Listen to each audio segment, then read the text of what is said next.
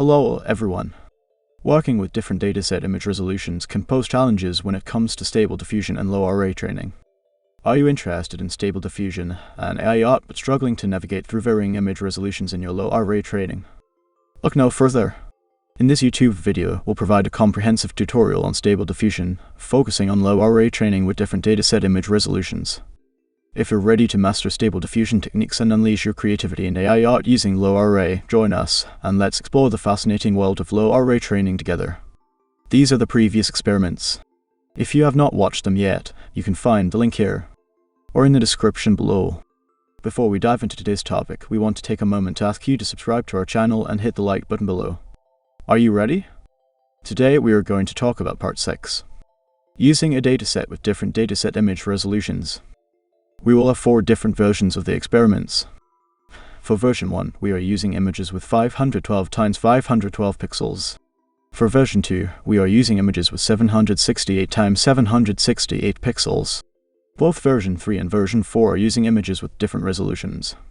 We used images with 768 x 768 pixels together with 512 x 512, 384 x 384, and 256 x 256 pixels. However, for version 3, we are using one dataset with 4 subsets. For version 4, we are using 4 datasets. But why? Why do we need to have different resolutions in the dataset? It's because in the README and the SD scripts, it mentioned that they will have some improvement in accuracy if we use multiple sets of images with different resolutions. This is the English translation, and it provided a script to do the image resizing. Therefore, I decided to try it out. Why there are 2 versions that are using multiple resolution dataset images? It's because the dataset config file supports these 2 settings.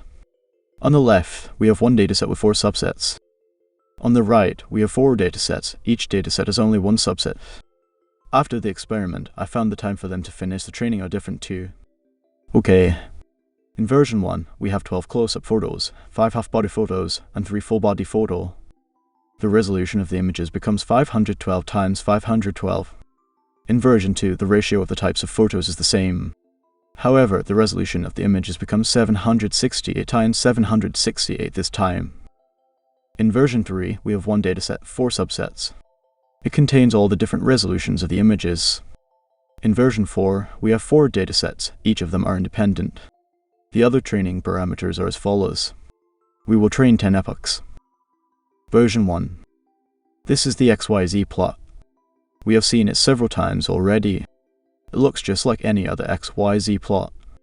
As finished epochs increase, the face looks more like the target, but the saturation becomes stronger as epochs increase. Hey there! If you're enjoying the content so far, make sure to hit that like button, and subscribe to our channel for more videos like this. By hitting that subscribe button, you'll be the first to know when we release new videos. Don't forget to turn on notifications as well, so you never miss out. Version 2. Resolution 768 x 768. This is the XYZ plot. It is different than the plot of version 1. When zooming in, we can see that the saturation is strong at the last few epochs at high weighting, but for me, it's just a regular XYZ plot. Version 3. One dataset, 4 subsets. This is the XYZ plot. This part of the plot is brighter. When we zoomed in, even after 10 epochs with a high weighting value, the saturation is not bad. The skin of the face looks much brighter. Version 4. 4 datasets. This is the XYZ plot. Zooming in, seems like it is better than version 1 and version 2. But it is not as good as version 3. The face is not that bright. We will now compare the results using epoch 9 with a weight of 0.4. The first column is 512 x 512. The second column is 768 x 768.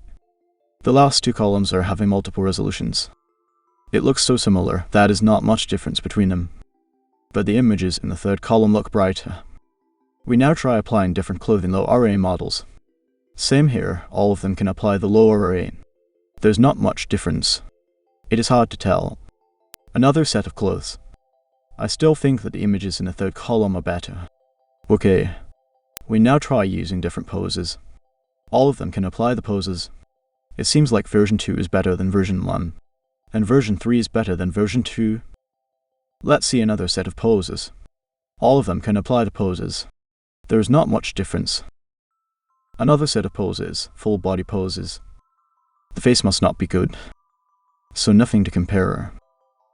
We now test different resolutions. This is 512 times 768. They seem all the same, but as I said before, I still like version 3 more. This is 768 times 512. They seem all the similar, but version 3 is much brighter than versions 1 and 2. This is 768 times 768. Actually, there are some differences in the faces. The faces in versions 1 and 2 do not look like the target as much as in version 3. Observation. There are not too many differences between all those versions. But in my opinion, I think that version 3 is the best, but it took folks times to train. Conclusion. If you have time for the training, you can use multiple resolutions for the training. If not, just use 512 times 512 or 768 times 768 for the training. Whoa. If you have some other suggestions to compare the images, please let me know in the comments below. Thank you very much. If you enjoyed this video and want to learn more about Stable Diffusion and LoRA training, hit the subscribe button and turn on notifications so you never miss a video. I will put up the other videos soon. You can also find all the models and images in my Patreon account. The link can be found in the description. Thank you and see you in the next video.